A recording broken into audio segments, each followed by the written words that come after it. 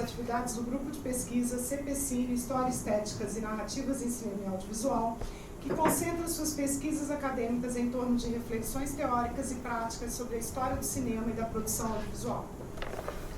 O CPCine é constituído por professores e pesquisadores do Bacharelado em Cinema e Audiovisual e do Programa de Pós-Graduação em Artes, Culturas e Linguagens do Instituto de Artes e Design, da Universidade Federal de Juiz de Fora. Aproveito aqui para agradecer a diretora do Museu, Nícia Nogueira, Viviane Lopes e toda a equipe do MAM pelo apoio. Agradeço ainda os bolsistas do projeto, Luiz Felipe, Mariana Costa e Leonardo. Bom, o tema do Cinema em Foco de hoje é curadoria em cinema. E temos o prazer de receber o curador e produtor de cinema, Alex Andrade, que está aqui do meu lado. Bom, Alex Andrade trabalhou 6 anos na Cinemateca Brasileira, passando pelo Departamento de Documentação e Pesquisa, pelo Núcleo de Produção e pela Coordenação de Difusão. Trabalhou durante 3 anos na Secretaria Municipal de Cultura de São Paulo como curador e produtor. Ainda na Secretaria, participou da Comissão de Averiguação e Avaliação de Projetos Culturais e ajudou a criar a programação de cinema da Virada Cultural. Passou pela ONG Ecofalante, na qual trabalhou como produtor e pesquisador de uma série de documentários sobre a região metropolitana de São Paulo e produziu por 2 anos a mostra Ecofalante de Cinema Ambiental. Hoje dirige a produtora Quinopédia. Suas últimas realizações como curador foram para a mostra Bem-vindo a Nollywood, mostra de cinema nigeriano, Cinema Chileno Hoje, BR Skate Film Festival, Ciclocultura Urbana, Retrospectiva Halpec, entre outros. Participa do comitê de seleção de diversos festivais de cinema, entre eles Festival Internacional de Curta-Metragem de São Paulo, Inedit, Festival Internacional de Documentário Musical e Mostra Ecofalante de Cinema Ambiental. Ainda em 2014, participou como palestrante da 3ª Bienal da Bahia, no debate O Cinema Nigeriano Contemporâneo, e do curso Dinâmica Criminal e Dinâmica Cultural, realizado pelo Núcleo de Estudos da Violência da USP e Centro de Formação do SESC, com palestra audiovisual, periférico, expressão e conteúdos inconscientes. Bom, com vocês então, Alex. Boa noite, eu agradeço a oportunidade de estar aqui no Cinema em Foco. Agradeço a Alessandra, a equipe toda. É interessante estar aqui. A curadoria é um dos elementos talvez mais importantes que a gente pode chamar do ciclo do filme, do cinema. No entanto, ela é pouco discutida, ela é pouco debatida. Talvez porque nos outros polos desse ciclo do cinema, algumas áreas fiquem mais privilegiadas. Por exemplo, a área da produção, se discute muito sobre recursos, sobre como fazer, etc. Na área de distribuição, como vender, para quem vender, de que forma se distribui.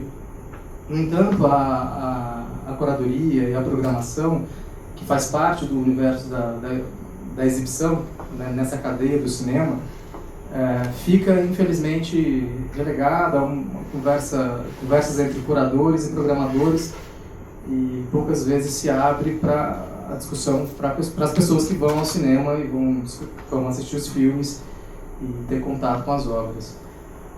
Então, eu acho bem interessante essa conversa hoje aqui. Eu vou começar a falar um pouco... ficou ótimo, o ruído saiu. Eu vou começar a falar um pouco sobre curadoria, do ponto de vista mais genérico, falar um pouco de uma forma conceitual.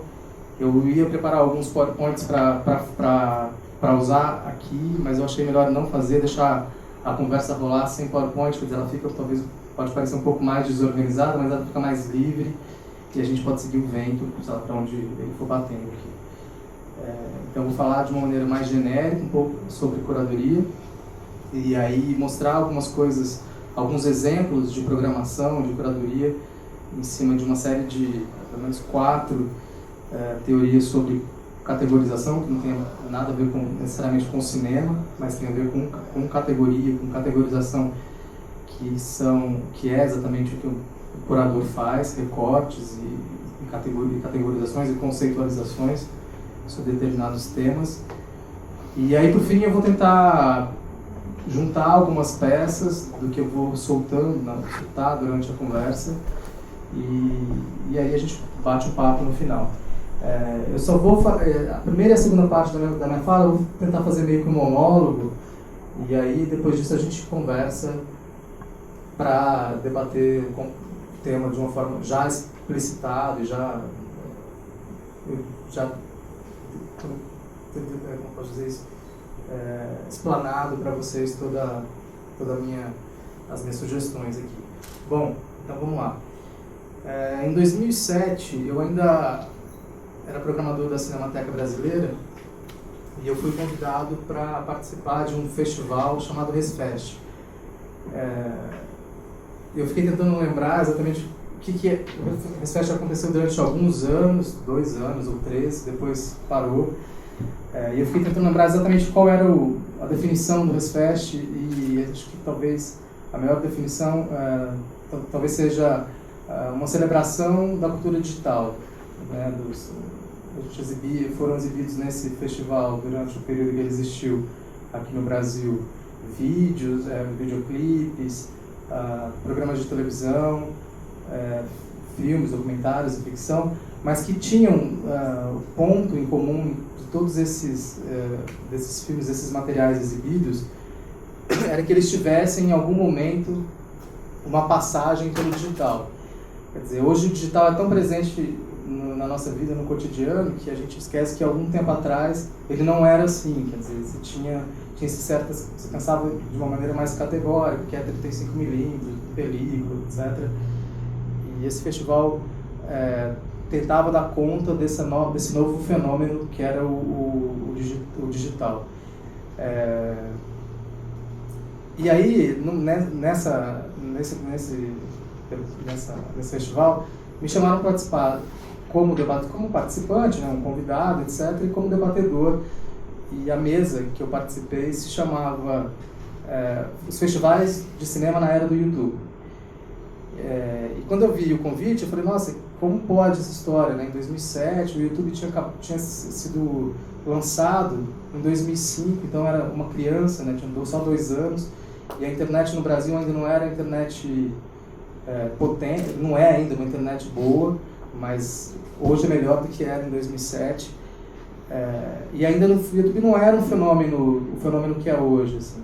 Mas ele funcionava mais ou menos não, ele funcionava da mesma maneira. Acho que hoje a gente tem alguns incrementos, sobretudo da área de propaganda, de mídia, etc., de canais que exibem regularmente programas, séries, webséries e tal. Eu não lembro exatamente como aquela conversa foi, assim. Eu lembro do que eu falei, mas eu não lembro como foi o papo na mesa. Mas eu lembro que aquilo mexeu tanto comigo, assim, de ter que pensar os festivais de cinema na era do YouTube, porque o festival de cinema sempre é tido como um espaço especial, né, que acontece, um evento que acontece uma semana, no máximo 2, em que você exibe filmes diversos, documentários e ficção.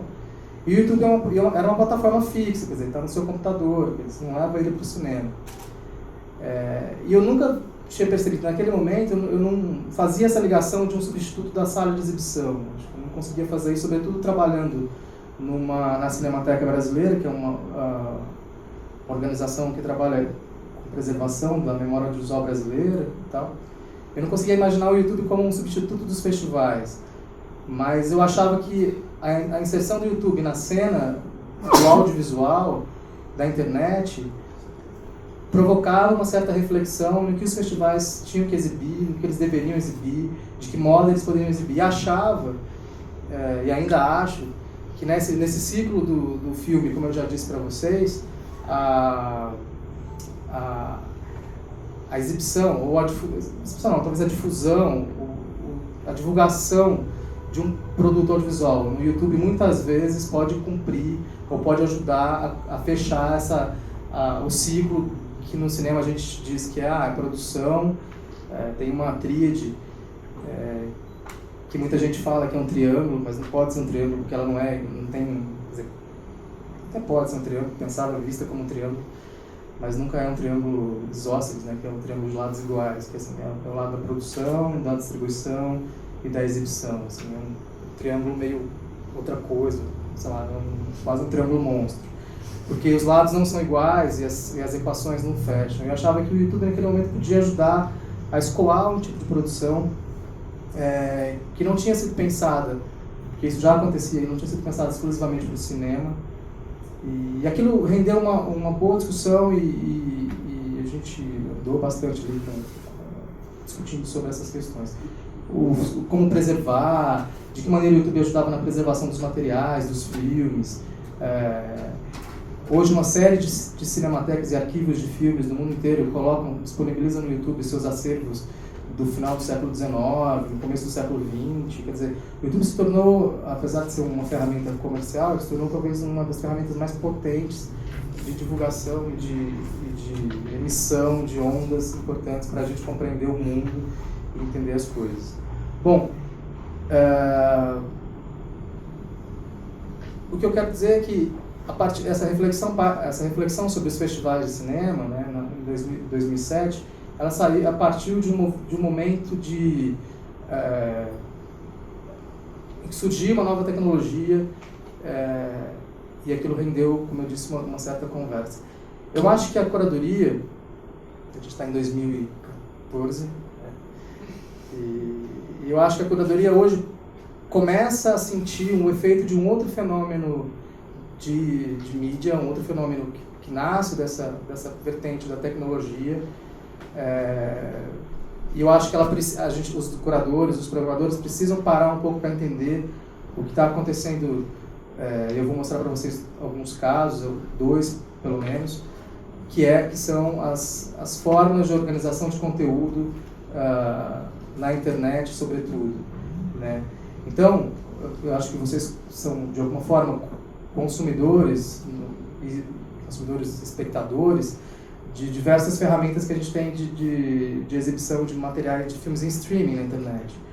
Sei lá, o Netflix, o Crackle, sei lá, a Amazon, tem várias ferramentas, eu não estou falando no YouTube, mas ferramentas que foram desenvolvidas, que são algumas pagas ou que são meia pagas, porque você consegue acessar determinados conteúdos desse material. E a grande diferença dessas ferramentas em relação ao YouTube, pelo menos no que era em 2007, é que hoje você consegue ordenar o seu conteúdo. Então você não precisa ser um grande craque de quem é o diretor, quem é o fotógrafo, o ator, mas você consegue, com seus poucos cliques, chegar no que a gente pode dizer assim, no que você quer assistir, né? E isso pode parecer muito simples, mas ela colide de alguma forma com a função do curador e do programador, que no fundo é quem muitas vezes decide o que vai ser exibido num festival ou numa mostra de cinema. Se você pensar na televisão, é a mesma coisa, que vai ser exibido na televisão também, né? Então, é investido na figura do curador e do programador um certo... é um privilégio, e é um privilégio que determina, em boa parte dos casos, o que você vai ver, como você vai ver, de que forma você vai ter acesso nesses materiais. Você imagina assim, uma peneira, um funil, que tem uma boca maior e no final é mais fininho, assim. É mais ou menos esse o exercício que o curador faz durante o seu trabalho, assim. Muitas vezes tem acesso a uma quantidade muito grande de material, e por conta do veículo no qual esse material vai ser exibido, sei lá, na televisão, nos festivais e tal, ele acaba funilando, assim, você não vê tudo aquilo que chegou, né? A gente faz um corte, e esse corte deixa para trás uma série de filmes, uma série de informações que vocês não têm acesso. E quando eu digo que hoje essa forma de organização colide com os interesses, entre aspas, do curador e do programador, é porque você consegue hoje gerenciar muitas vezes o que você quer ver, né? É claro que quando você chega no Netflix, ou no Apple, sei lá, qualquer outro site de filmes em streaming, já existe um banco de filmes lá para você. Não tá todos os filmes do mundo, né? Porque o ideal seria que tivesse todos os filmes do mundo. O ideal, digo, para a teoria funcionar, para a minha teoria funcionar, teria que ter todos os filmes do mundo e você poder acessar esses filmes. Então tem aí uma questão que a gente precisa discutir depois. Mas já existe um banco de filmes que alguém escolheu, que alguém comprou, que alguém licenciou, mas você vai lá e decide mais ou menos o que você quer fazer. E eu acho que essa capacidade de decisão, essa capacidade que o espectador começa a ter de escolher o seu filme, a ordem do que quer ver, é bastante interessante. A internet começou, organiza, na verdade, as suas informações de uma maneira hierárquica. Então, você pode imaginar, você no seu computador, no seu desktop, no seu laptop, seja lá o que for, você tem lá uma pasta que inclui outra pasta, você tem mais ou menos uma forma de escalonamento de informação e de hierarquia. Um arquivo C, o drive C, que é o drive que contém tal informação. E isso, na internet 2.0, que se chama Web 2.0, isso mudou bastante. Mudou bastante porque se criou aquilo que a gente chama de tags, ou palavras-chave, que tira dessa forma de organização de informação anterior, que é hierárquica, ela tira essa hierarquia e faz as informações ficarem numa forma horizontal. Então, você não tem que atravessar 15 pastas para chegar na informação. Você clica na palavra, na chave e acessa a informação. E essa é a grande sacada de como as coisas têm acontecido, e essa é a forma que tem mudado a concepção de como as pessoas veem as coisas e acessam as informações. Eu vou mostrar para vocês 2 casos, eu vou ter que ir ali no computador, eu vou carregar o microfone, simples, assim, só para a gente ver rapidinho. Tem fio? Tem, acho que tem sim. Não, né? Bom, você tem, eu vou só dizer para ela que... Você pode me ajudar? Tá. Abre lá.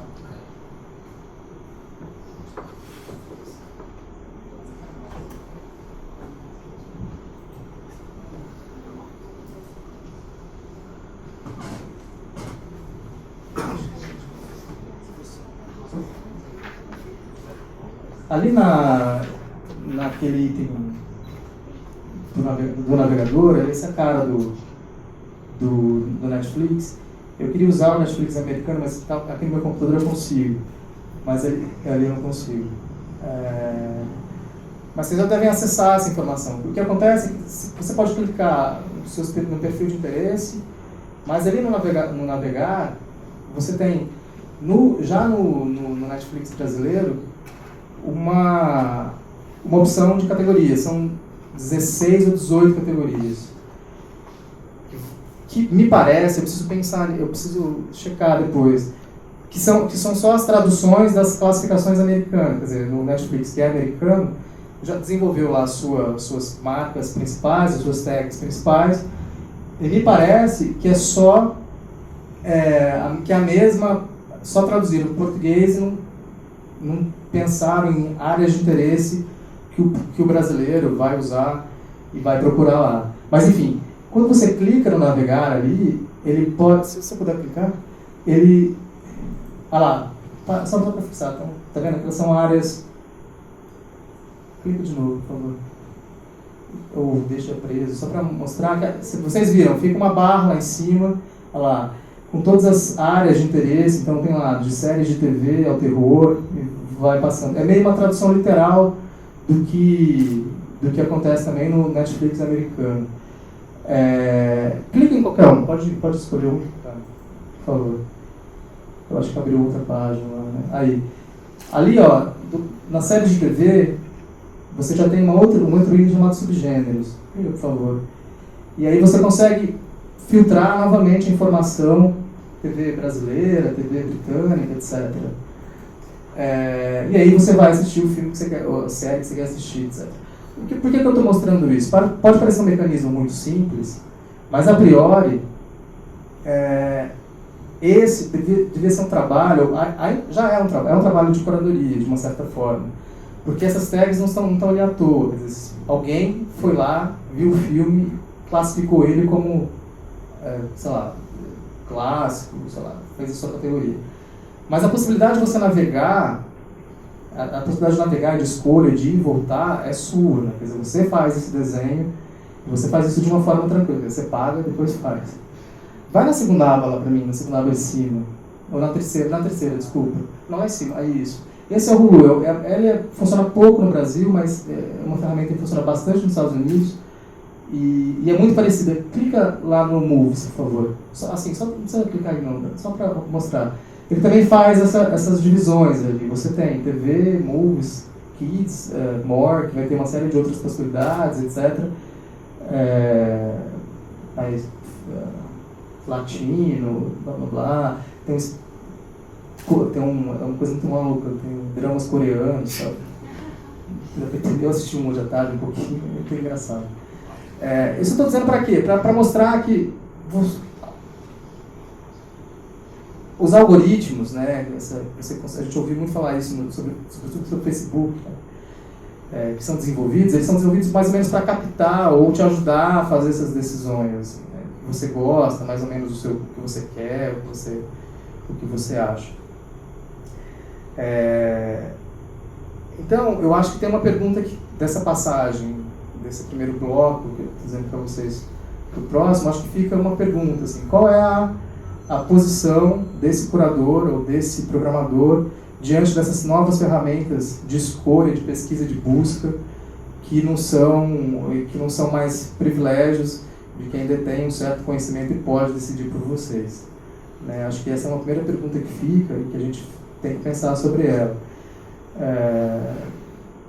E aí, isso me faz agora tentar discutir com vocês uma outra questão, assim, para mostrar para a segunda parte, que, se for muito chata, se eu estiver falando de uma forma muito chata, vocês me desculpem, mas aí eu tento falar de outro jeito.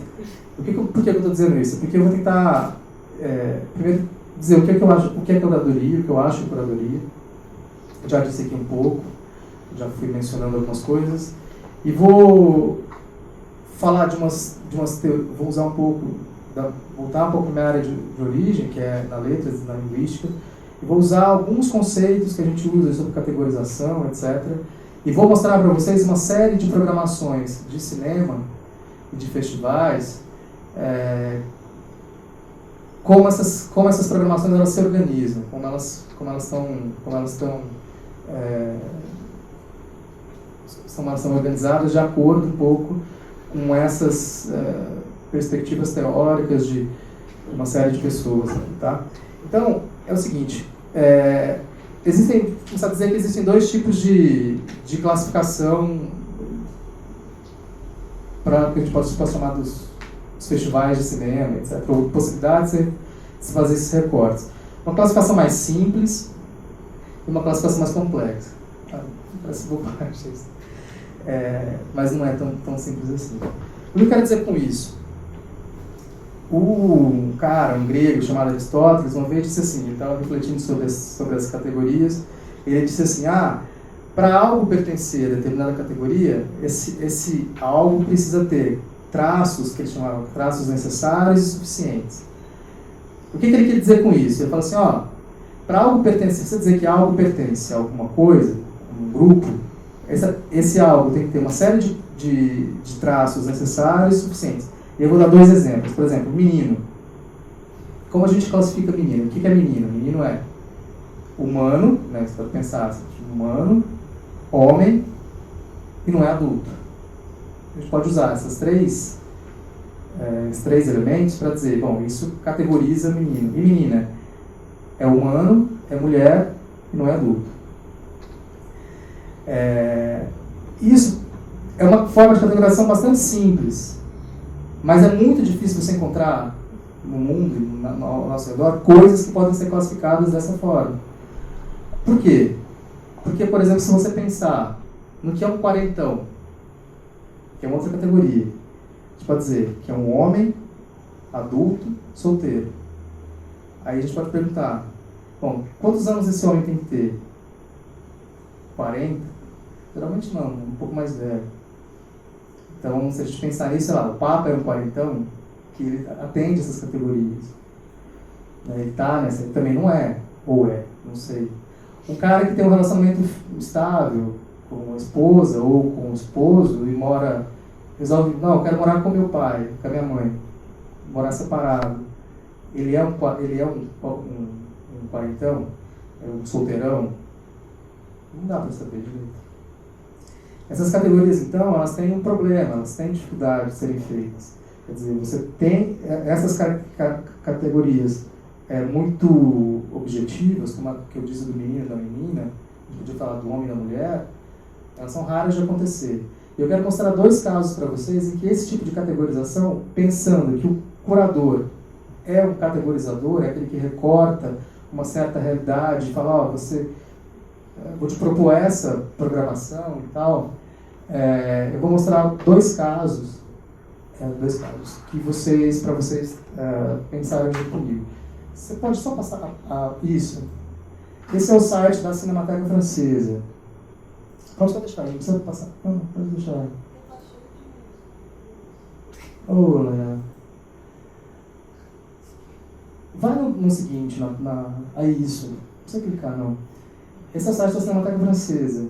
A Cinemateca Francesa é talvez um dos passos mais talvez importantes, tradicionais, de preservação cinematográfica. Volta no começo da tapa, no topo, isso. E você vai ver aqui no centro, você tem esse cara botando as mãos aí no rosto. Esse cara se chama François Truffaut. E ele é um cineasta francês, foi um cineasta muito importante da novela vague francesa. E essa outra cena é uma cena de um filme do John Ford, que é um cineasta americano.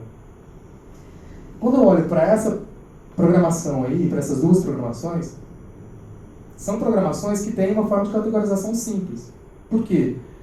Porque os filmes do John Ford só podem ser os filmes do John Ford. Entendeu? Então, assim, não tem outra saída. Os filmes que ele fez só podem ser os filmes que ele dirigiu. Então, assim, não tem muita escapatória, não muda muito o jeito de categorizar. É um pouco parecido com aquela história do menino e da menina que eu falei para vocês. Quer dizer, você pode não ter a obra completa do John Ford, isso já é uma coisa para discutir, por que não colocar? Porque você acha que o filme não é bom, etc. Mas nesses casos específicos, essa é uma forma de categorização simples e interessante. Do que pode sair isso, além de uma mostra de cinema, de um festival de cinema sobre um diretor específico? Pode haver mostras sobre um técnico de cinema, pode fazer um festival sobre um ator e uma atriz, porque não há muita dúvida sobre o que ele fez. Está lá, está dado. Vai para o seguinte, palavra do seguinte. Isso. Eles são... não é esse não. Abre embaixo o Word, por favor. Tem um Word aqui embaixo do lado do Internet Explorer. Isso. Desce. Aí, marca esse daí, ó, que está debaixo. E abre, por favor.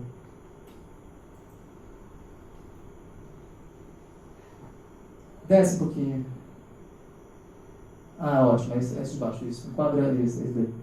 Essa é uma mostra que aconteceu na Cinemateca, eu acho que em 2003, de um cineasta chamado Carlos Reichenbach.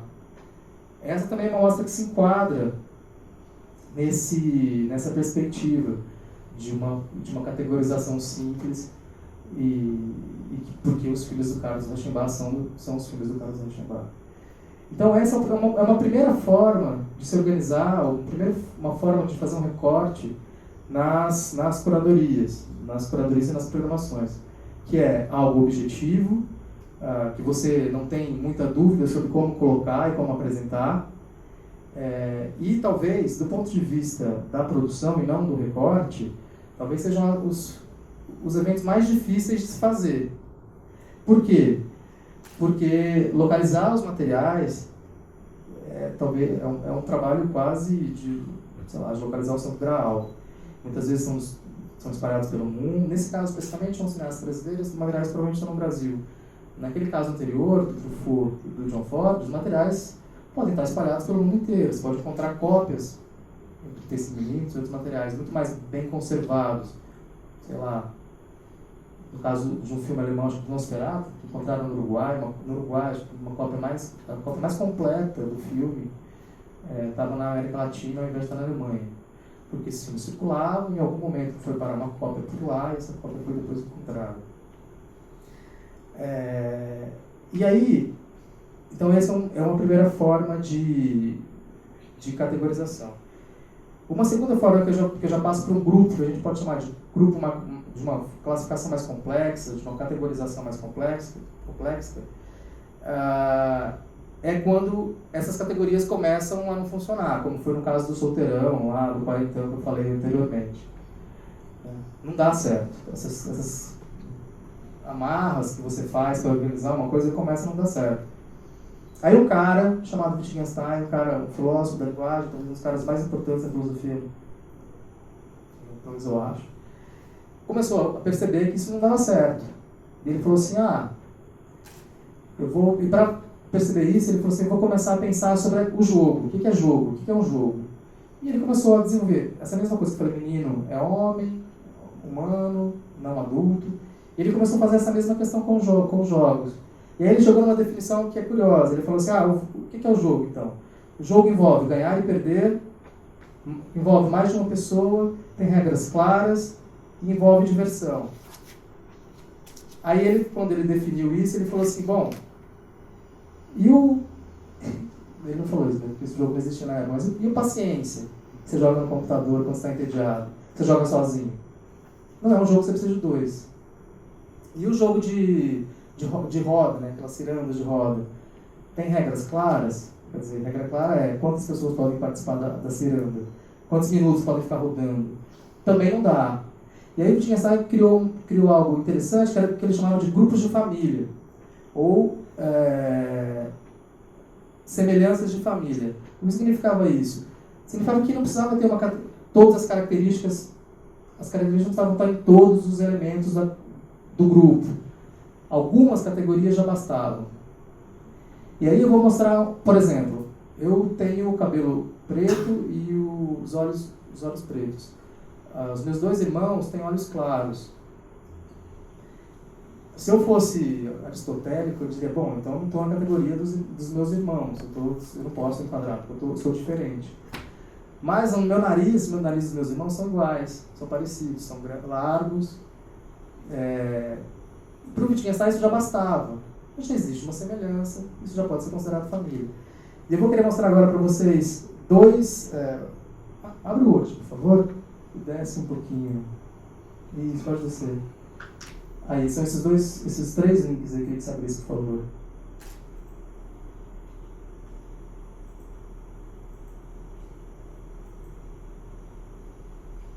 Vou tentar ser um pouco mais rápido, porque eu sei que não é tão interessante. É legal quando você passa ali para o desenho, né? Não ficar explicando a filosofia. Essa é a programação de um cinema em Pittsburgh, chamado Row Cinema, Row House Cinema, bem legal, um cinema bem bacana. E essa é uma mostra de Kung Fu que eles fizeram lá. Então, o que eu estou dizendo? Pode descer devagarzinho, assim, só para a gente ver? Isso, ó. Pode mais. Aí, a gente já começa. Isso, pode subir mais, desculpa. Só para ver o nome dos filmes. Descer, desculpa. Aí, tá bom. Então, o que a gente percebe? O que esses caras fizeram? Fizeram uma mostra no Festival de Cinema de Kung Fu. Então, qual foi a aproximação? São os atores? Não. Então, eu sei que tem um filme do Bruce Lee, eu sei que tem um filme do Jet Li, que é maravilhoso, eu sei que tem um filme do Jack Chan, eu sei que tem filmes de épocas diferentes, eu estou vendo ali, ó, 1976, 72, mais de 78.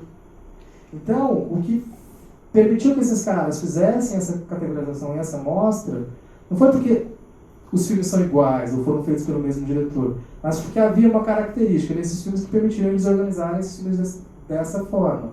E foi os filmes de Kung Fu. Passa para a aba seguinte. Desce lá no final. Pode ir. Aí, sobe um pouquinho, desculpa. Pode subir mais. Aí. Esse outro festival foi um festival de cinema sueco que aconteceu na Cinemateca Uruguaia, na Filmoteca Uruguaia, em Montevidéu. Festival de cinema sueco. A gente pode descer um pouquinho. Essa é a relação dos filmes. Então eu tenho aí filmes de diretores diferentes, épocas diferentes, com atores diferentes, Mas o que tem em comum esses filmes é o fato desses filmes serem suecos. Então essa forma de organização é uma forma de organização feita a partir de uma característica, entre aspas, de família, que é o fato dos filmes serem suecos. Passa para a próxima, por favor, a próxima aba. Essa é uma sala... Dá medo de clicar, né? Essa é uma sala... É uma sala também em Paris, uma sala mediana, assim, não muito grande, são 2 salas de cinema. Essa é uma mostra de cinema de filmes de um estúdio russo chamado Mosfilms. A Cinemateca de São Paulo fez uma mostra também celebrando os 90 anos da Mosfilms. Então, essa é a mesma questão, diretores diferentes, situações diferentes, e uma categorização de família em função da origem produtora do filme, que era a Mosfilms.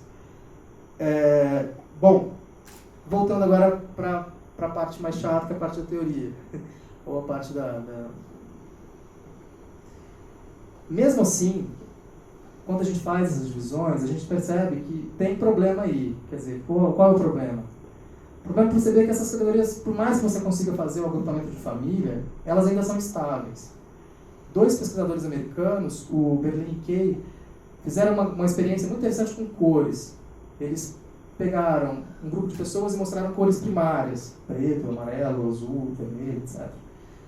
E todas as pessoas definiram que as cores eram mais ou menos as cores que eles diziam que eram, né? Preto é preto, vermelho é vermelho. Mas quando eles começaram a trabalhar com cores secundárias, existia uma série de controvérsias. O que era lilás, sei lá, o que era uma cor intermediária. Eu, pessoalmente, tenho problema até hoje de saber a cor de cores intermediárias. Eu não consigo, descobrir, tenho bastante dificuldade. E as pessoas tinham muita divergência quanto a isso. Então, o que eles disseram? Eles falaram, então a gente precisa criar um outro tipo de categorização, pensar num outro tipo de categorização. E eles criaram o que se chama de limites fuzzy, que é simplesmente dizer, bom, não há limites claros nas categorias. É como se imaginasse uma bola toda deformada, uma bola furada, que fica um lado mais murcho, e mais ou menos assim. Volta no texto e abre... E eu vou mostrar como esse tipo de categorização acontece. São essas 2 agora. A primeira é uma mostra que aconteceu no Harvard Film Institute. E a segunda é uma mostra da Cinemateca. Então vamos lá. Essa mostra aconteceu no arquivo de filmes em Harvard. Bem interessante, sobre Buñuel. Olha, o nome da mostra é o começo e o final. Buñuel é o começo e o final. Vocês percebem como a categorização aí é complicada, é fuzzy, não tem muito limite? O que é o começo da carreira? O que é o final? Não dá para saber direito. Aí o cara vai explicar ali no texto, ele vai dizer, eu considero o começo isso e considero o final aquilo. Então isso mostra que nessa forma de organização, existe uma possibilidade de organização em que os limites não sejam tão claros. E é o que se chama, essa aplicação, ou uma forma de entender a categoria fuzzy. Vai para a próxima, por favor, na próxima aba. Desce mais. Aí, sobe um pouquinho. É isso. Essa é uma mostra tradicional em São Paulo, na Cinemateca Brasileira, chamada Verão de Clássico. Que acontece, evidentemente, todo verão. Então o problema aí não é exatamente o verão. O problema é saber qual é o clássico. O que é clássico? Então você olha ali e fala assim, tem um filme, o segundo ali na primeira coluna, de 1925. Aí você olha na segunda coluna, tem um filme de 1965, o outro filme de 1990 e tanto. Não, tem 90? Tem 91. E outro 83. Quer dizer, como você pode chamar isso de claro? Quer dizer, como você pode colocar esses filmes todos juntos? Né? Como essa tarja clássico funciona nesse caso? Quer dizer, o curador explica ali, naquele textinho que está ali. Mas eu quero dizer que há possibilidade de fazer essas montagens, mesmo com coisas tão díspares, porque as categorias não são de fato claras. E porque o curador e o programador consegue montar esse tipo de coisa e explicar isso para o público. Aí, para finalizar essa parte, existe uma outra pessoa, outra teórica americana também, chamada Eleanor Roche. Ela criou uma coisa chamada protótipo, a teoria dos protótipos. E aí eu encerro essa parte para a gente começar a conversar, amarrar essas duas pontas. A ponta que ficou lá da capacidade do espectador conseguir ajustar o seu conteúdo, e essa parte que é um pouco, talvez mais específica, para quem talvez trabalhe mais com programação, que é as formas de organização possíveis. Existem outras, mas enfim, eu quis definir essas, até por conta do tempo. E a gente vai amarrar essas coisas e vai debater um pouco. Então, o que a Leonor falou? Criou a teoria dos protótipos. Porque ela falou assim, é o seguinte, ela pensou, bom, o que significa protótipo? Ela diz, o protótipo é a melhor categoria da espécie. Ou, é aquilo que vem à sua cabeça quando você pensa em algo. Então, por exemplo, fruta. Eu pessoalmente penso em banana. Essa é a minha fruta protótipo. As outras frutas, ameixa, sei lá, maçã, são frutas que pertencem à categoria das frutas, mas elas estão um pouquinho mais distantes da categoria do protótipo. Então ela disse assim, então existem elementos que são centrais, ou prototípicos, e eles são variáveis, quer dizer, o seu elemento de fruta, o seu exemplo de fruta ou de verdura, seja lá o que for, vai ser diferente do meu, porque a gente está em lugares diferentes. Aqui é diferente de São Paulo, o nosso protótipo de fruta vai ser diferente das frutas que estão no Nordeste. Mas existe, então, um núcleo central e esse núcleo espraia e mostra esses melhores exemplares. Volta lá no Word, por favor, e abre os outros dois da sequência. E é isso, esse e o seguinte. Isso. Não, pode ser demais. Essa debaixo da churada, marcado aí. Isso.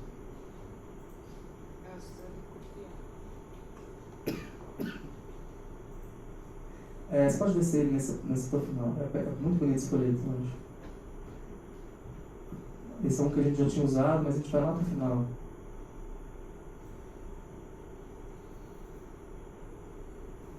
E pode subir um pouquinho, não? Pode subir um pouquinho mais. Não, pode subir. Pode ir. Tem uma página só. Pode mais. Aí, esse cara aí. Esse cara é um diretor italiano, chamado Monicelli. O curador essa é uma programação que aconteceu no Uruguai. O que o curador fez? Ele resolveu fazer uma homenagem para o Monicelli, por algum motivo que a gente não sabe. Tem ali um textinho, eu não consigo enxergar.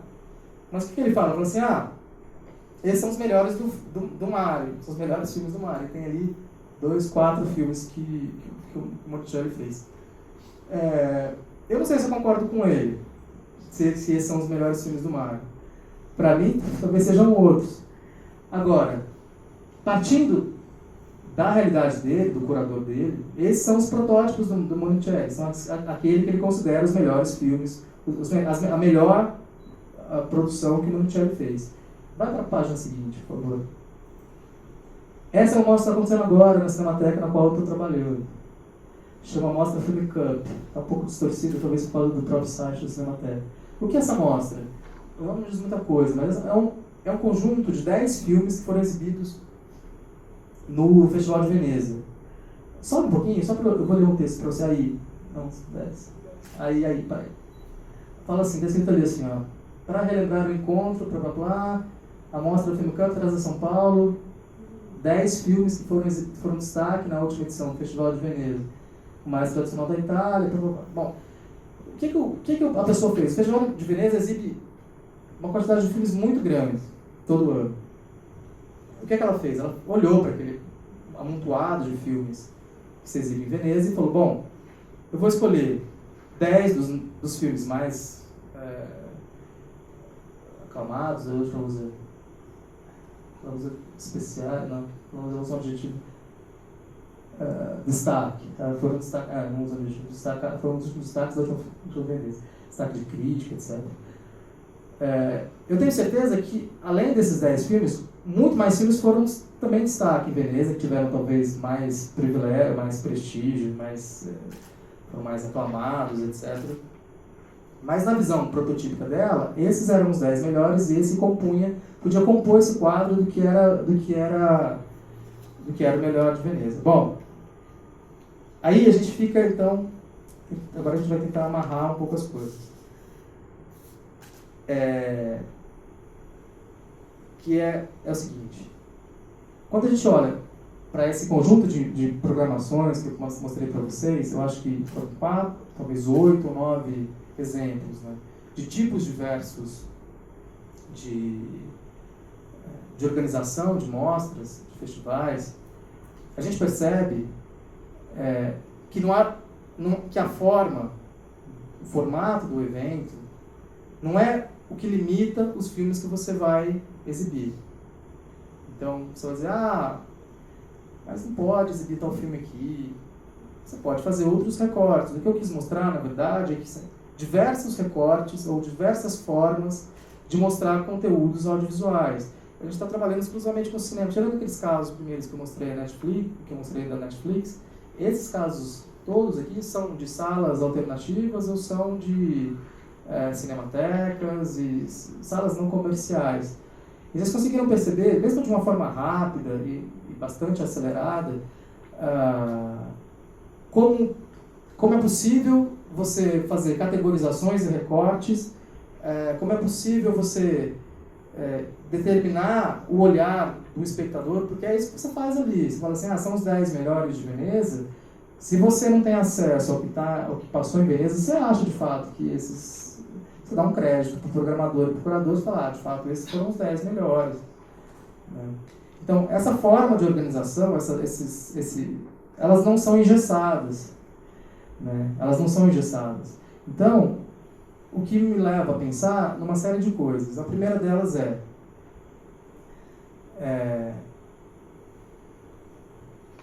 por que... desculpa, qual é o seu nome mesmo? De azul, do filme de skate. André. O André faz filmes de skate. A gente exibiu um filme do André na mostra de skate em São Paulo. A gente só se conheceu aqui por causa do Alessandro. Por exemplo, por que o filme do André não está ali? Não está nesse recorte? Não foi enquadrado? E talvez não se encontrasse nesse espaço? Porque o curador, o programador não abriu nessas possibilidades de recortes nenhuma possibilidade para o filme dele estar ali. O filme dele foi exibido num cinema em São Paulo porque criou-se um espaço onde filmes de skate podiam ser exibidos, filmes de skate, de cultura urbana pudessem ser exibidos. Então, o formato do evento, o festival de cinema, a mostra de cinema, esses nomes são portentosos, não sei o quê, meio chiques, etc. O formato não limita o conteúdo. Não pode limitar o conteúdo, porque o formato você muda. Eu mostrei pelo menos 4 possibilidades diferentes de trabalhar o conteúdo. De você criar formas de exibir filmes diferentes. Então a gente viu o filme de Veneza, o filme de Moscou, o filme sueco, o filme clássicos de seus mais variados tempos e tal. Então, por que eu estou insistindo nisso? Porque muitas vezes o que se escuta é que não dá para exibir, porque não dá para exibir, porque o formato, porque é um festival de cinema e tal. O que eu quero deixar claro é que, se quiser, é possível exibir.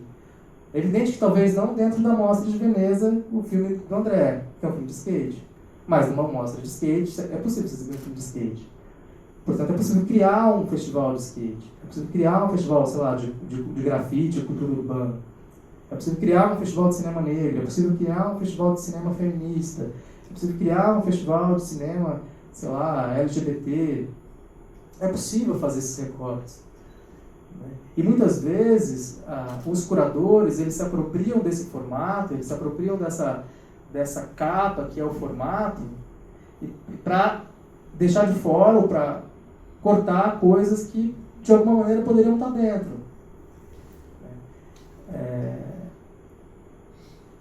E agora, voltando à questão que eu falei da Netflix.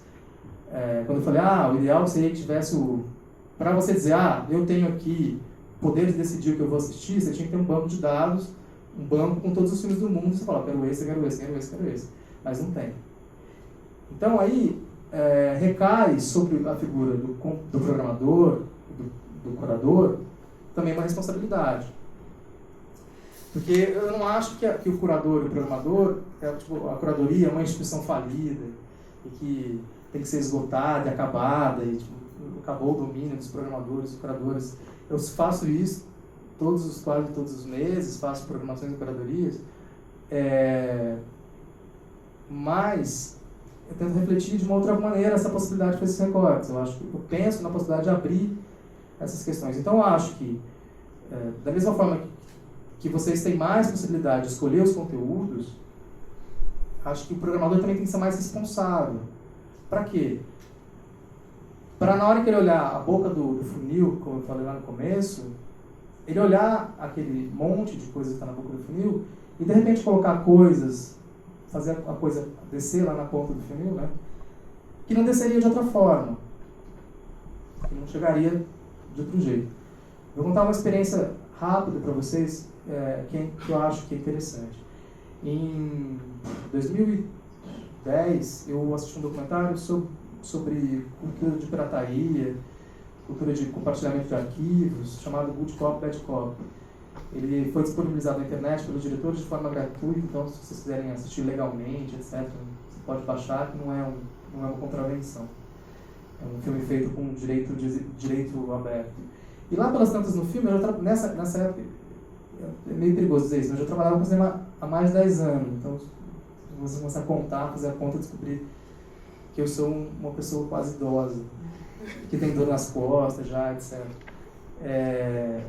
E aí, nesse filme o cara falava assim, lá pelas tantas, ele mostrava experiências diferentes de compartilhamento de arquivo, experiências diferentes de tratamento de conteúdo, música, cinema.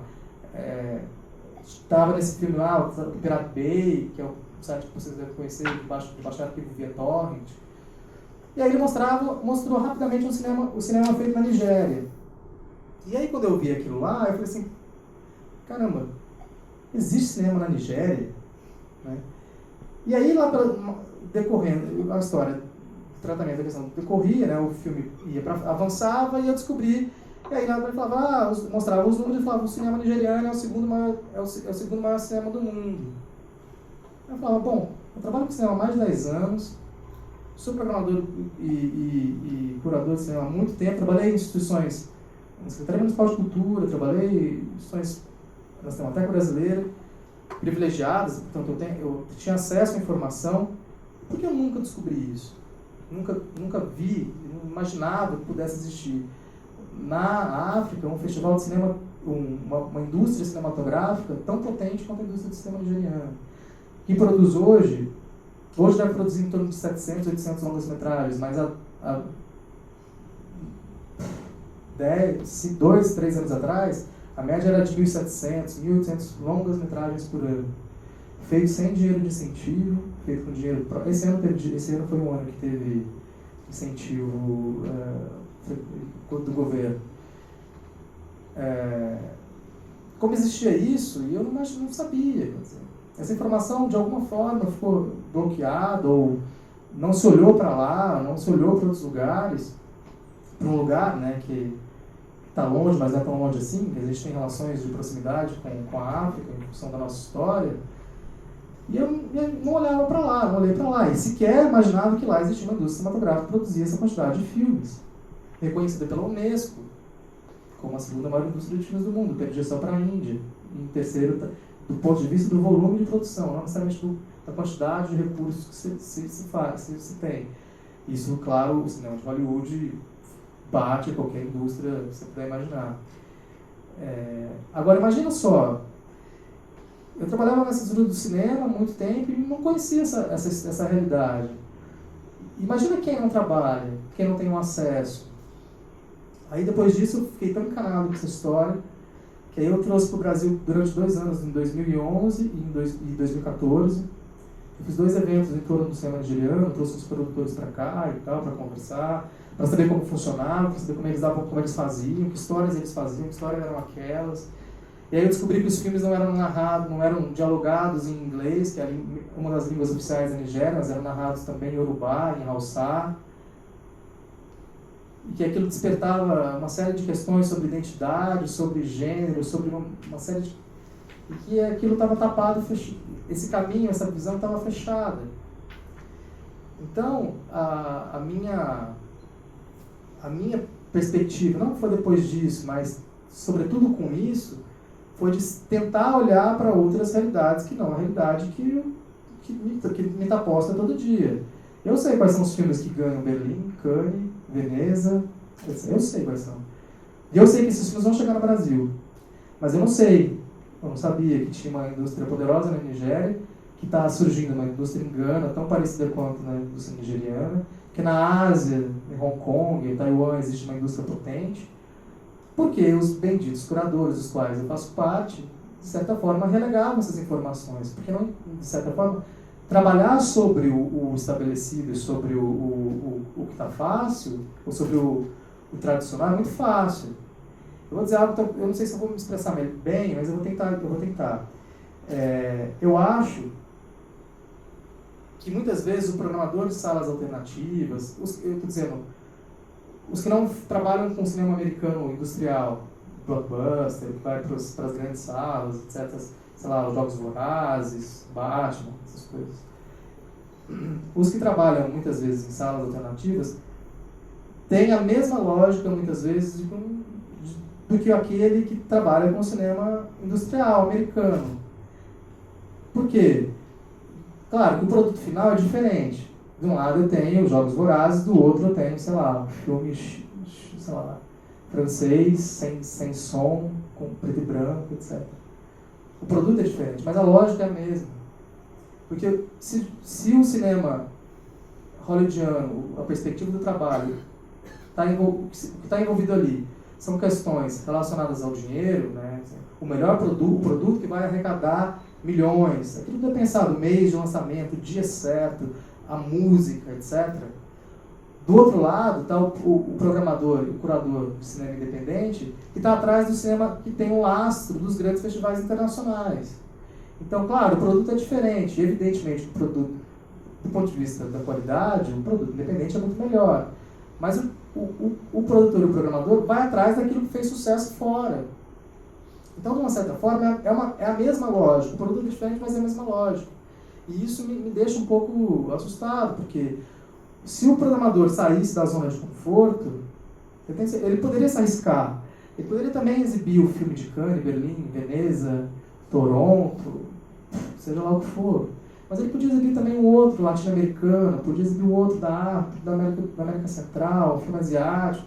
Ele podia tentar descobrir outras cinematografias.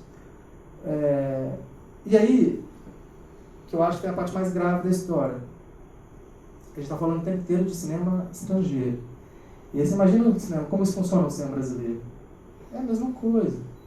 Ou é muito parecido. Quer dizer, quantos filmes brasileiros vocês conseguem assistir por ano? Alguns, os da Globo Filmes, etc. Agora, quantos filmes são exibidos por ano? Quantos filmes foram produzidos ou são finalizados e poderiam ser exibidos muito mais do que vocês veem na conta, né? Tem muito mais filme lá na ponta do que está sendo exibido aqui. Aí existe uma outra coisa que são os circuitos dos festivais de cinema. Esses que a gente trabalha, os alternativos, etc. E aí você diz assim, então a gente não passa lá, não passou no cinema regular, porque o produto não se enquadra. Então ele vai passar no circuito dos festivais. Aqui tem o festival, como chama o festival mesmo? Aqui é o primeiro plano do Alex, colega também das antigas. Então pode passar aqui, de alguma forma, ou nos outros festivais. Mas muitas vezes, nem nesses espaços esses filmes passam, esses filmes entram. E por uma série de questões. Porque o curador vai olhar e falar, no formato não cabe. E aí eu vou dizer, cabe, mexe o formato, trabalha o formato, vai atrás, dá um jeito. Né? Assim, procura uma forma. É claro que nem tudo dá para ver, nem tudo vai ser exibido, porque a conta não fecha. Né? Já tentei fazer essa conta de quantos filmes ficam prontos e quantos... Não consigo, não dá, não tem informações concretas para chegar a um denominador comum de quanto começa e quanto termina. Né? Mas é evidente muito mais filmes são produzidos do que são exibidos. Então eu acho que tem aí duas pontas para... E aí eu queria ouvir vocês, para a gente conversar. Então tem a questão da posição do curador, né, que essa da categoria a qual eu faço parte, que acho que tem que ser repensada, sobretudo com as formas de comunicação, de busca e acesso, a partir de saber que existem outros conteúdos para serem exibidos e que não são. E tem, do outro lado, uma maior autonomia do espectador, que começa a pensar melhor e começa a tentar buscar outras formas que não só a que alguém decide para ele assistir. Eu mostrei 2 exemplos da Netflix, mas eu poderia, sei lá, poderia pensar em outras formas, no próprio internet, lá no Google, dá um Google, você acha um monte de filme para ver, no YouTube, etc. Sem pagar, e sem alguns que estão lá de forma legal. Então, aí só para finalizar de verdade, é aquilo que eu vi vocês. Tem um filme chamado Guidable, a verdadeira história dos ratos de porões, dos ratos de porões, da banda. Esse filme foi feito com R$2.500. É um valor que parece um valor baixo no cinema. Esse filme não passou em alguns grandes festivais de cinema, ele acabou ficando de fora. Quem deu dinheiro para ser esse filme, parte do recurso foi dado pelo João Gordo, para o filme ser feito. E esse filme circulou. Alguém viu esse filme aqui? Não. Uma pena, mas vocês vão ver logo. Então. E é um filme interessante, porque não é só a história do Ratos de Porão, mas é a história de São Paulo na década de 80, a história de São Paulo na década de 70, a história do movimento punk, a história de uma série de coisas que estão inseridas ali que a gente às vezes não percebe. E esse filme até hoje, logo que ele saiu em DVD, ele circulou em festivais mais alternativos, sobretudo ligados à música, e depois caiu na internet, botaram o filme no YouTube. Né? E aí eu ficava pensando, será que o Fernando, que é o diretor do filme, ia ficar puto com isso? Né? Quer dizer, puta, agora que eu gastei, são R$2.500, agora que eu tenho DVD para vender. Ele falava, não, quanto mais ver, melhor, porque o cara vai querer comprar. Até ontem o filme tinha vendido, esse filme já tem uma carreira de 2 anos, eu acho, não sei, 3 anos e meio. Até ele já tinha vendido, sei lá, 7.800 cópias de DVD. Com cópia na internet, sendo exibido na televisão, sendo exibido no inferno, que talvez seja um lugar adequado e bom para um filme dos Ratos de Porões, do qual eu sou fã, por isso passaram. Mas o filme tem uma outra carreira, você percebe que não está nos grandes festivais, não está mas tem um caminho que ele vai trilhando e vai traçando, e as pessoas vão acessando essas informações. Então é isso. Então, há uma crítica que deve recair sobre o programador e curador. Acho que vocês precisam se apropriar cada vez mais dessa condição de poder escolher, tentar achar outras possibilidades, desconfiar das curadorias, dos recortes, e às vezes olhar para um outro lado, onde pode estar uma informação, pode estar uma informação muito mais legal, e que vocês podem curtir mais do que essas que as pessoas dizem, ou que os programadores de televisão, internet, seja lá o que for, acham que vocês podem gostar, entendeu? Bom, é isso que eu tenho.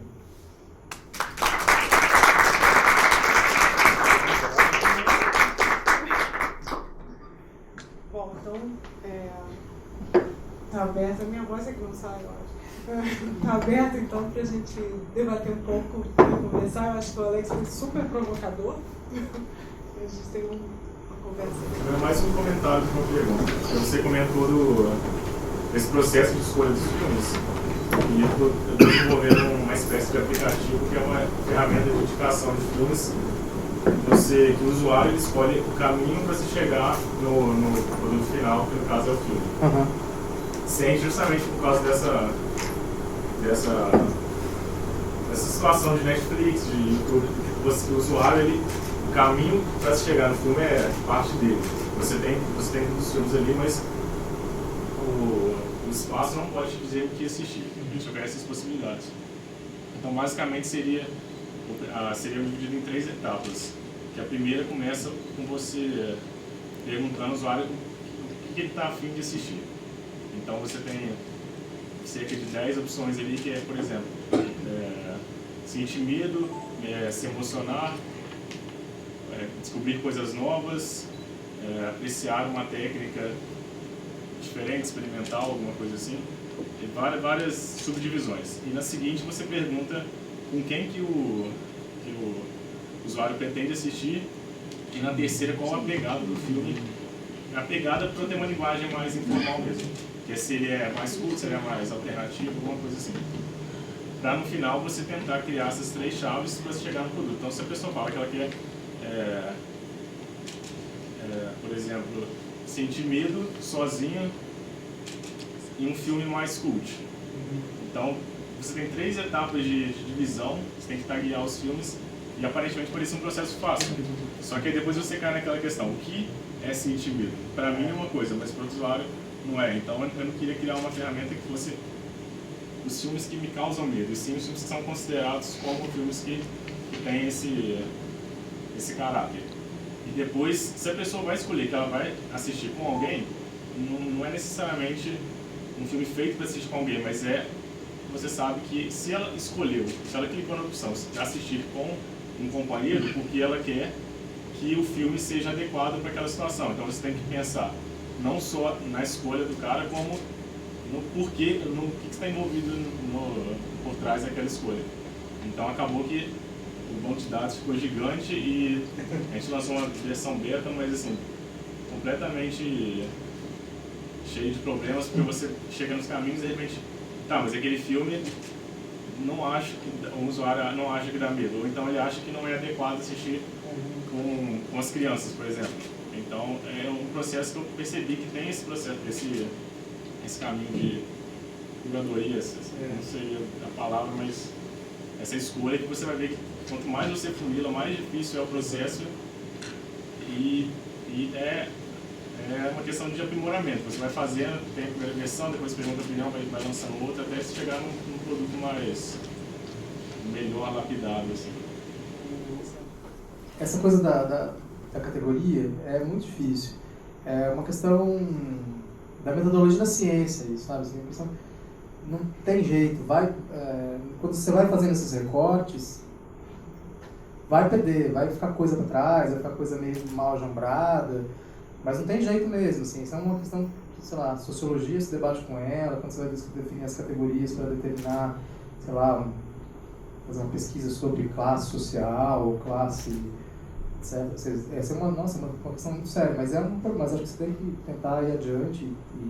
Mas aí qual era o final? O cara ia ver o filme no circuito comercial aqui de Juiz de Fora. Era uma ferramenta para internet mesmo, o usuário... Era qualquer filme, era um filme qualquer que ele podia depois buscar, né? Entendi. Mas é uma ferramenta de indicação, você chega umas 5, 10 opções ali. Legal. Como o cara vai assistir aquilo aí... É mais interessante, eu acho. Mais interessante. Legal, acho que isso foi legal. Manda bala, acho que você é um caminho.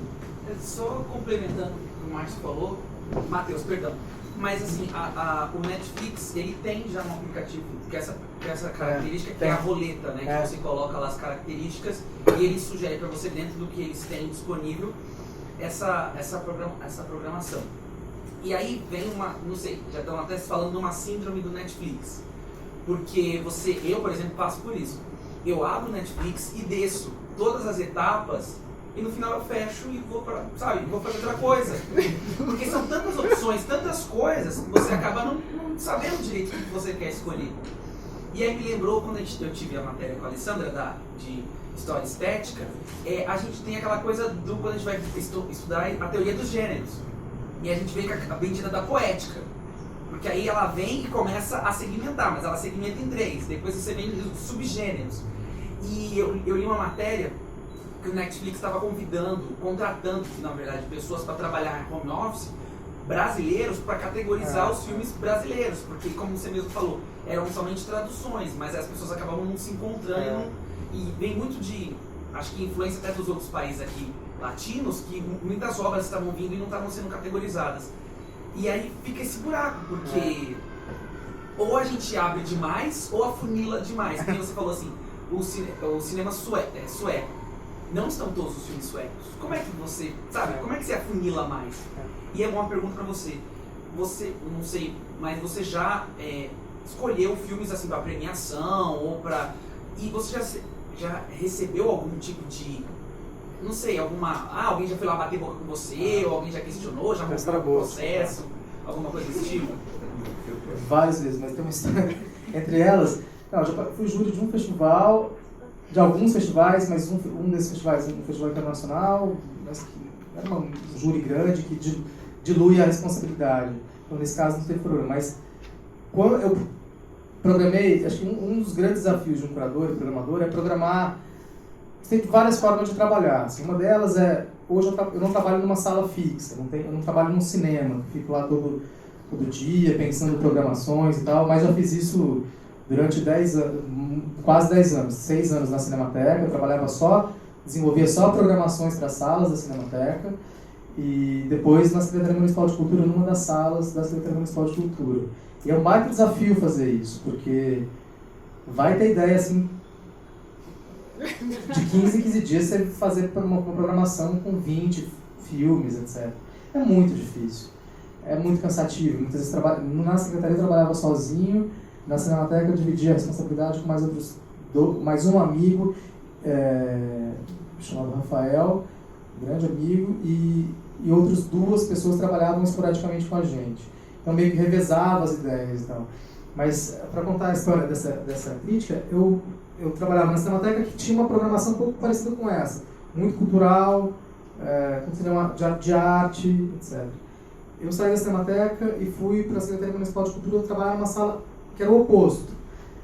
Uma sala popular que fica no centro de São Paulo, que naquele momento enfrentava um momento difícil de um público, porque era uma sala que era gratuita e estava no centro de São Paulo, que tem uma decadência na parte onde o cinema se encontra. Não é a parte onde do centro de São Paulo que foi renovado, passou por um processo de requalificação arquitetônica, etc.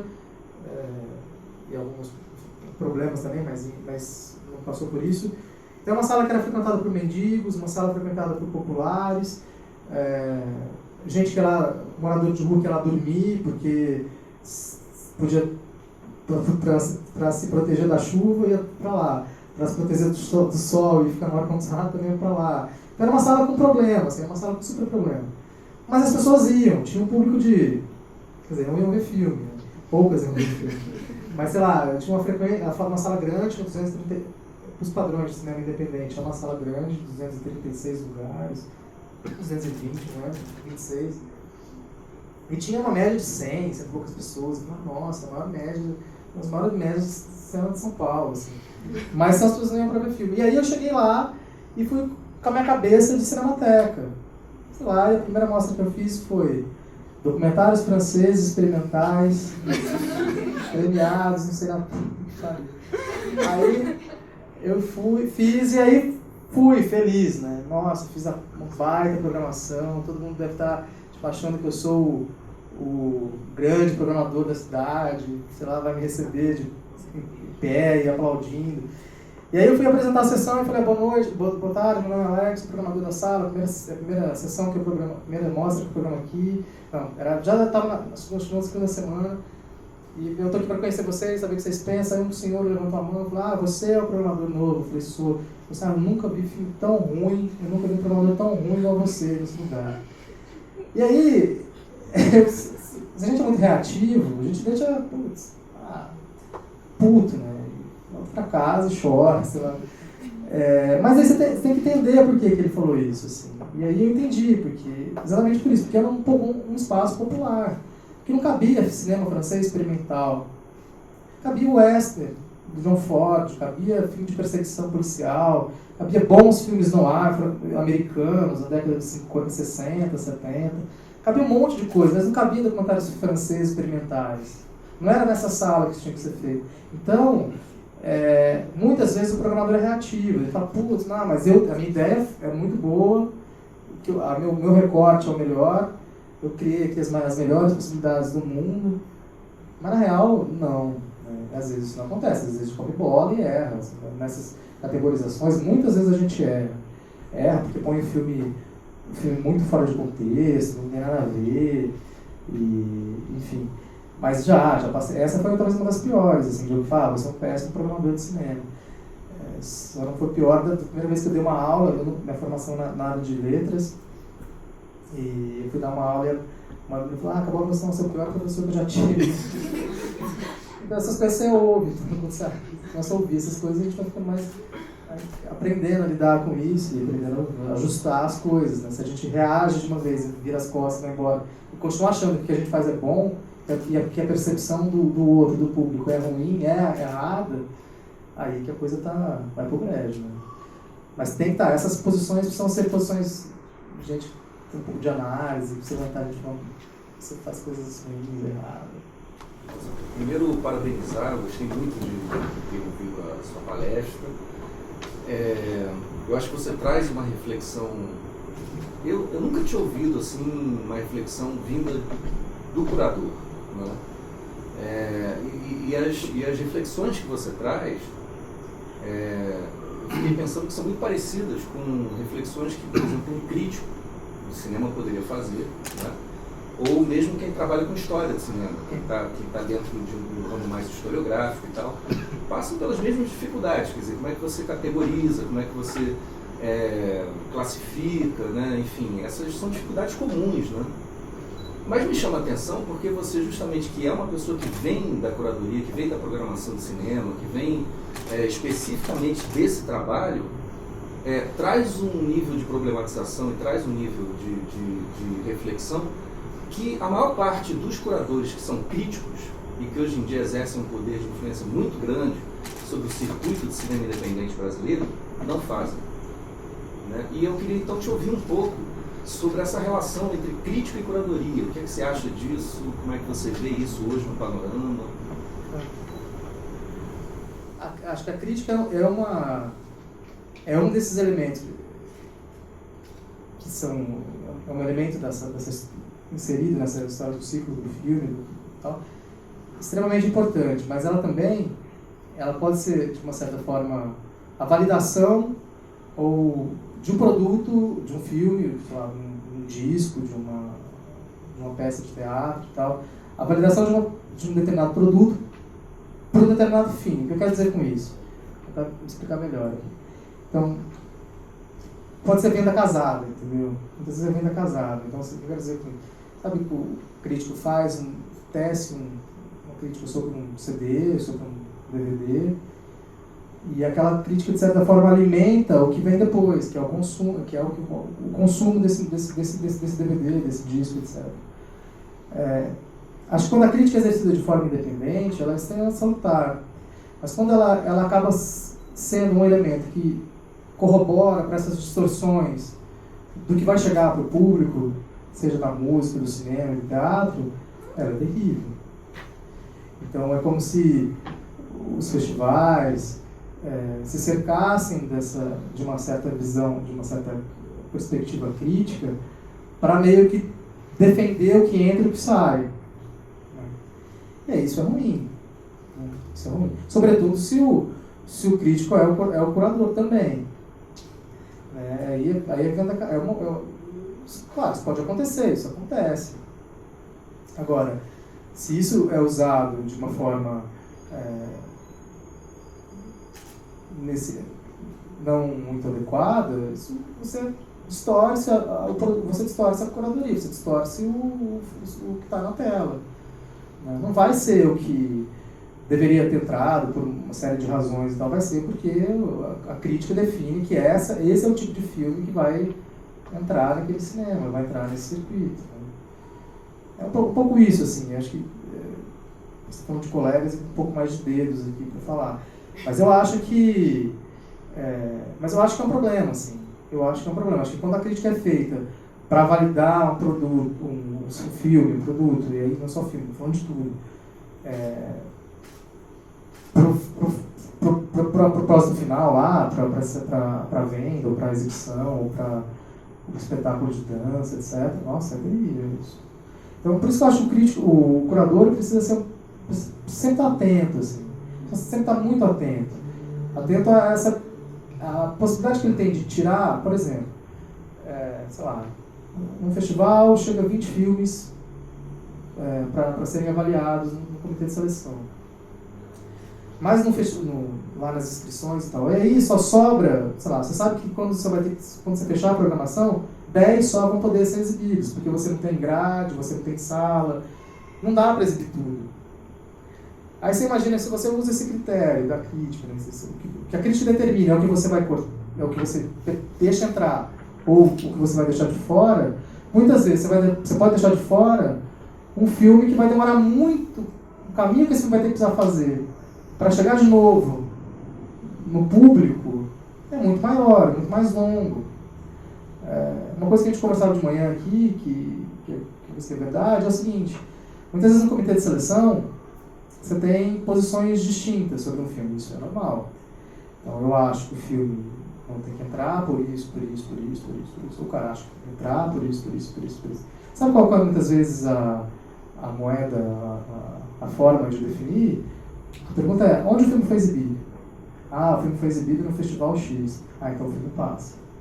Porque o filme já tem um certo lastro, o filme já tem uma certa história, passou lá. Então, muitas vezes você vê que o filme, não é porque o filme não é bom, mas o filme começa a carreira no festival e desanda a entrar em outros festivais e para só quando terminar a carreira mesmo, do um ano e meio, assim, quando já começa a sair do período ideal de participar de festivais, que geralmente são 2 anos, 1 ano e meio desde a produção. Alguns festivais exigem um editismo, etc., mas outra história. Mas enfim, é um pouco isso, assim, não respondi direito, mas eu acho que a crítica, quando é feita para eliminar um possível candidato, um possível filme para participar de um festival, esse é um caminho equivocado. Esse não é o caminho da curadoria, esse é uma outra história. É um critério que não está no critério de seleção, no método de seleção, no mecanismo de seleção. Mas esse mecanismo do lastro, né, ele é praticamente um mecanismo que se instituiu, né, porque o que a gente vê é isso, os mesmos filmes entrando em todos os festivais, né, isso no cinema, eu estou falando do cinema independente, né, do chamado cinema independente. E aí fica uma série de outros filmes que a gente não tem acesso de forma alguma, né. Então, assim, como romper com isso que é não sei, eu estou aqui pensando alto. Eu acho que o único jeito de romper ou de melhorar essa questão é uma reflexão dos curadores, assim. É preciso sentar e conversar. As pessoas precisam debater, não tem debate. Isso que eu estou falando. Não Você tem. traz esse debate. Tô trazendo. Vez que eu vejo alguém trazer isso. Entendeu? Eu participo de seleção de festivais e tal, quer dizer, a conversa é quais são os filmes que vão entrar e os filmes que não vão entrar no festival. Ora, essa não é só essa pergunta, ou essa questão que precisa ser resolvida.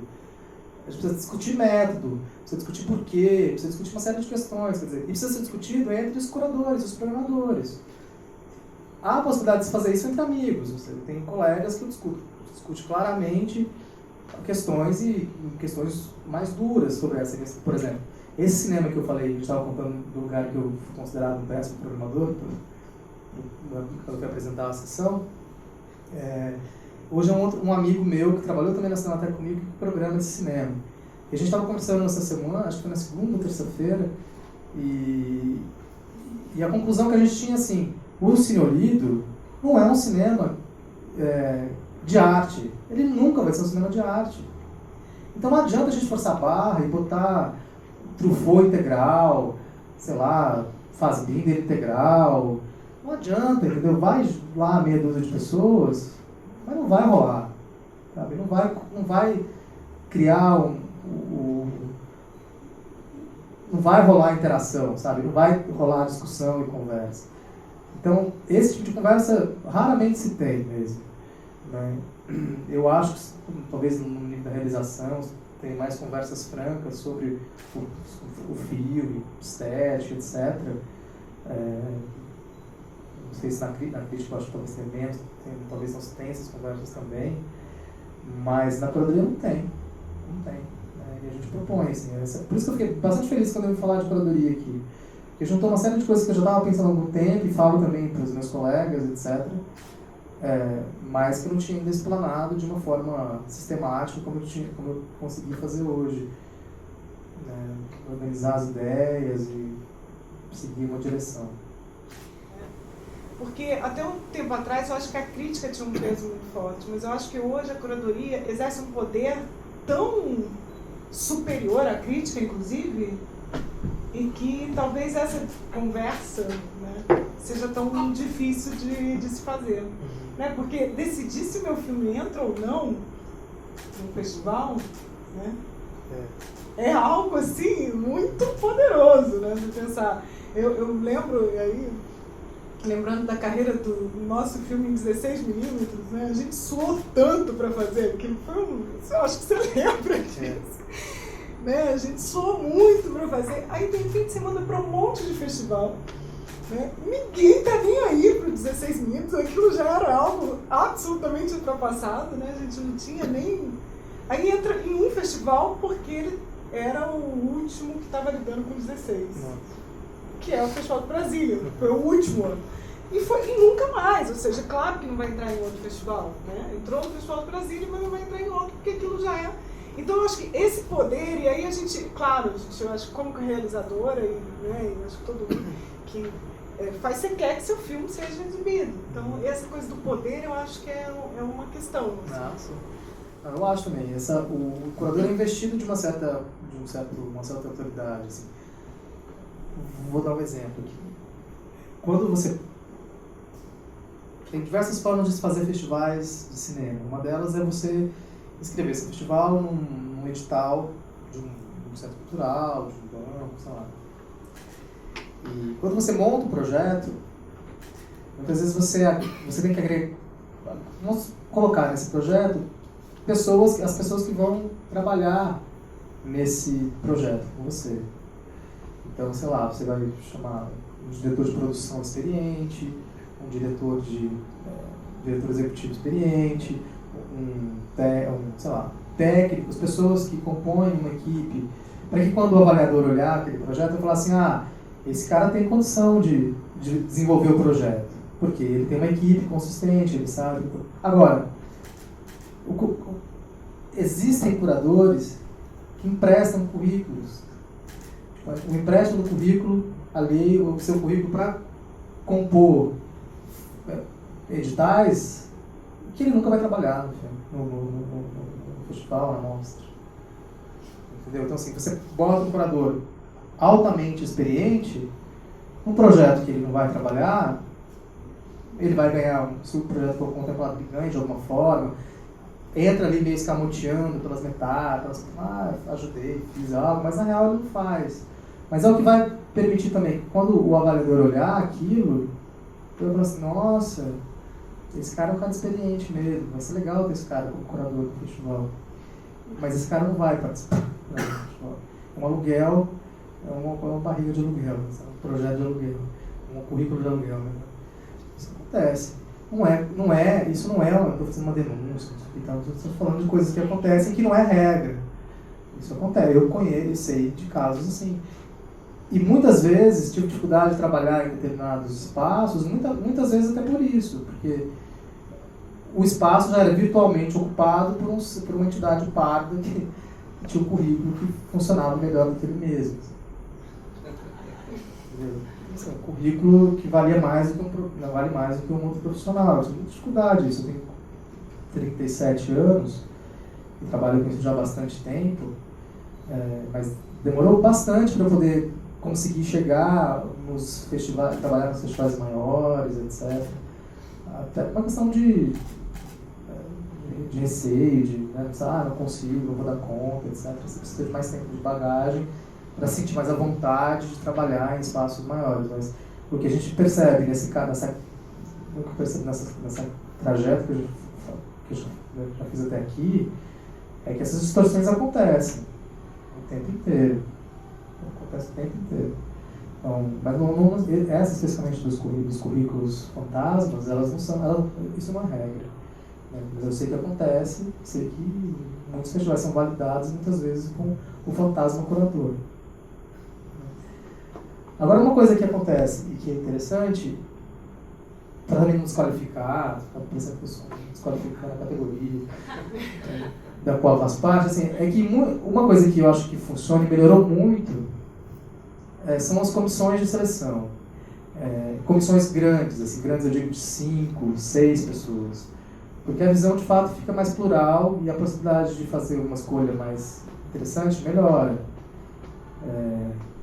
E é muito interessante isso, porque quando você começa a fazer, você perceber que a quantidade de homens e mulheres numa composição diferencia o resultado final. A mulher olha para o filme de um jeito, o homem olha para o filme de outro. Se você faz uma seleção só um grupo só de homens, só de mulheres, o resultado é diferente. É muito interessante isso, assim, como muitas vezes o trabalho coletivo, ele é mais nesse aspecto da escolha, ele é muito melhor. Primeiro que você divide a responsabilidade pela escolha, né? Isso já é meio que uma salvaguarda, assim, né? Então, não sou eu, são 5. Então você se escamoteia ali na decisão. Agora, do ponto de vista prático, é muito mais interessante, assim, porque as pessoas enxergam as coisas de outro jeito. As cores lá, que a gente estava falando, as cores secundárias, elas são diferentes na perspectiva de cada um. Né? Então, acho que melhorou muito as questões dos festivais, tem muita coisa para ser ajustada, mas ainda não tem um espaço crítico, não. E precisa ser criado isso. Os filmes hoje, na maioria, são feitos para circular nos festivais ou os realizadores e produtores pensam vamos supor, para a grande circulação? Porque o que parece é que assim, não, eu vou fazer meu filme é só para festival. Então, se as pessoas não tiveram acesso a ele, infelizmente, problema das pessoas. Existe isso? Tem sim, acho que tem bastante disso sim. Algum tempo atrás, alguns anos atrás, você pensava no seguinte, eu faço filme para ir pro cinema, né? Então, você gastava muito dinheiro, etc. e tal, e não ia pro cinema. Não cabia, não chegava lá, né? Aí, aos poucos, isso começou a ser mudado. Essa janela final de exibição, que era o cinema, começou a mudar. Então, isso, com exceção da televisão, da internet, você foi criando outras janelas possíveis, que não só o cinema para serem exibidos. Agora, em relação ao que você perguntou, tem sim, tem gente que faz filme para festival, faz filme sem pensar, como se dissesse assim, se o cara não entender, se o público não entendeu, o problema é do público, se o público não viu, o problema é do público. Há uma coisa interessante no cinema da Nigéria, que fez talvez uma série de características interessantes, mas talvez a mais importante é que é um cinema que faz sentido para eles mesmos. Os heróis nigerianos são os atores nigerianos. As histórias são contadas nos filmes nigerianos, são as histórias que os caras escutam em casa. Então o cara não vai no cinema, nos poucos cinemas da Nigéria, apesar dessa produção, ele não compra um filme no camelô, que lá os filmes são vendidos em camelôs e tal. Os filmes originais vendidos em camelôs por $2, $2,50, 5, os mais caros e tal. Porque comunica, entendeu? Então, assim, tem muito isso. Às vezes, não passou, não entendeu, o problema é dele, o problema é do público, entendeu? Tem um pouco essa visão também, um pouco arrogante, é uma certa arrogância, né? Petulância de achar que você criou uma obra de arte inatingível, etc. Agora, eu venho da literatura, da formação inicial, na letras. Quando você analisa qualquer autor, James Joyce, um dos livros mais inatingíveis, inacessíveis, que é o Ulisses. Ele escreveu pensando num público também, sabe? Num público ideal. Ele tem um público ideal na mente, mesmo que seja inatingível, mesmo que seja um público de 5, mesmo que um público de 10, mas ele quer que o livro seja lido. E às vezes no cinema meio que tem uma certa, uma certa arrogância de achar que não, é inatingível, incompreensível, então tudo bem, sabe? E às vezes é isso, né? Não passa, tudo bem também. Mas isso porque os filmes nascem pagos. Tem isso também. Na Nigéria, por exemplo, essa é uma questão. A Alessandra falou, os filmes nascem pagos no Brasil. Boa parte deles são pagos mesmo. Na Nigéria não tem auxílio financeiro. Então o cara tem que botar o dinheiro do bolso e fazer o dinheiro. Assim, se o cara não vende o filme, o cara vai... O pobre não vai ficar, porque ele vai calcular se ele vai perder dinheiro ou não, né? Mas assim, ele vai ter menos dinheiro se ele se o público não teve, se o filme não vender. Então, aqui no Brasil é o contrário, o filme está pronto, o filme está pago. Então é claro que eu acho que o cara quer que ele passe, mas não são todos não. Então também a gente não está nem aí. Né? Espera lá, passa, tenta passar e tal. Não procura outros meios, outros caminhos e tal. O método é diferente, né? Esse método na Nigéria o cara tem que... Comparando porque são cinemas e são perspectivas bastante diferentes. Então, dois exemplos bem distintos. Aí eu tenho certeza que se eu dissesse isso numa roda de realizadores, mas o filme nigeriano é ruim, o filme nigeriano é caseiro, as interpretações são, sei lá, primárias, amadoras. Pode ser, as pessoas podem achar isso, assim, mas o cinema nigeriano é o segundo maior cinema do mundo. Eu não sei exatamente agora, mas o PIB da Nigéria, o cinema, quando você faz o cálculo do PIB da Nigéria, acho que o cinema é responsável por 1,2, 1,3 do PIB nacional. É muita coisa. É muita coisa. Tanto esse auxílio do governo agora, mais recentemente, em função da percepção de que o cinema é um meio de é um trabalho. O cinema na Nigéria só não emprega mais do que a agricultura. Assim, é o segundo ramo de negócio, de coisas que mais empregam pessoas.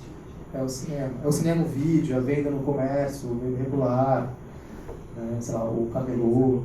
Tem pirataria também na Nigéria. Então, o cara tem que conseguir resolver o problema dele muito rápido lá. Ele tem que conseguir recuperar o dinheiro muito rápido. Um filme para virar... Não é tão diferente do que aqui, mas em 2 semanas um filme na Nigéria já virou pirata, já foi dublado, já está circulando em outros países da África. É assim. Então o cara tem em 2 semanas, 4 semanas, conseguir recuperar o dinheiro que ele investiu. E ele investiu mesmo, ele tirou do bolso, da empresa. O primeiro blockbuster, do Black Block, né? O primeiro blockbuster nigeriano, ele foi realizado em 1992 por uma trupe de teatro. A Nigéria tem ainda muito teatro itinerante. E essa trupe viajava e tal, e em algum momento eles começaram a filmar em VHS as apresentações. E aí uma pessoa especificamente dona de uma locadora falou, vou investir tantas nairas, não sei quanto, para fazer o filme. E aí foi uma explosão, assim, quer dizer, uma grana, o dinheiro de um dono de uma locadora. Você tem que pesquisar, mas sei lá, quantas bilhões de cópias de VHS desse filme especificamente. Chama Living Bondage, foi realizado em 1992. Quantas cópias venderam, uma coisa assim, impressionante, assim, um negócio sem precedentes, sabe? Então, eu acho que nessas coisas também a curadoria ajuda. Então eu estou contando aqui para vocês características, até talvez as coisas mais peculiares do cinema nigeriano, mas que de alguma forma isso pode ser confrontado, pode ser colocado próximo do cinema brasileiro e posto à discussão também, né? Modelo de negócio, financiamento, como formas de representação.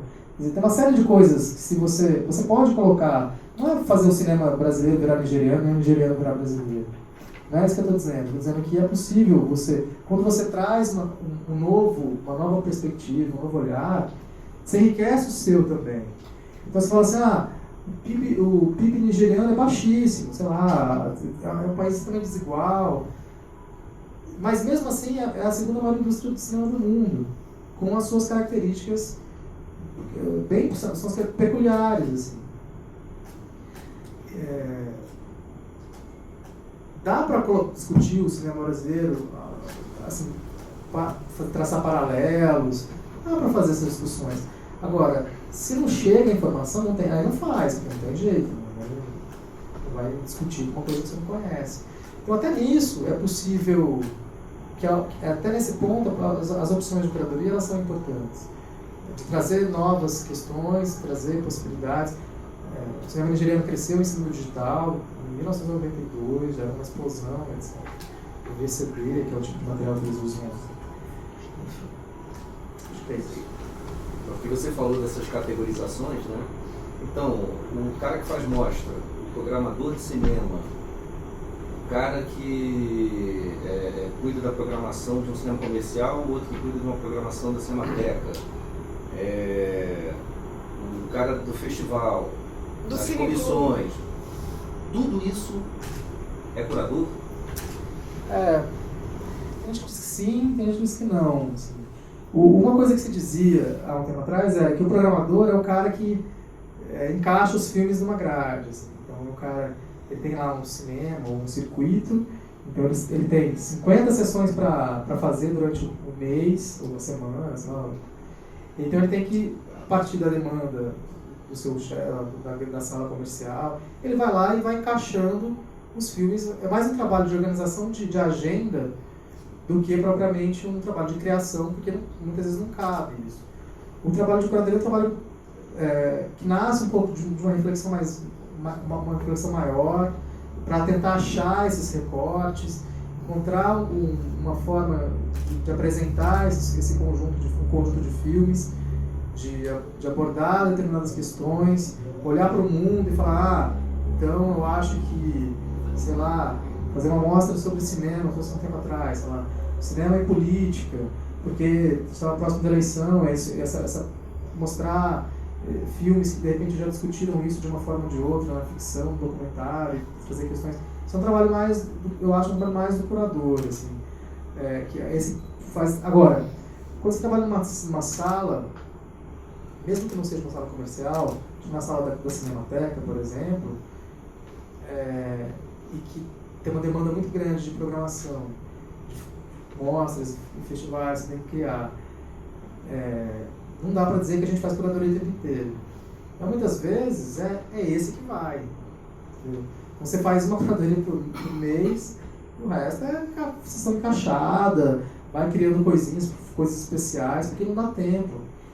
Isso é uma outra coisa que quem trabalha em salas mais fixas sofre com isso. Assim, porque não dá tempo de você pesquisar, não dá tempo de você ler, não dá tempo de você fazer muita coisa. Assim. O ideal é que você tenha, sei lá, 4, 5 curadores. Porque você vai circulando, a cada 15 dias faz depois volta, faz uma outra, faz programações mais longas.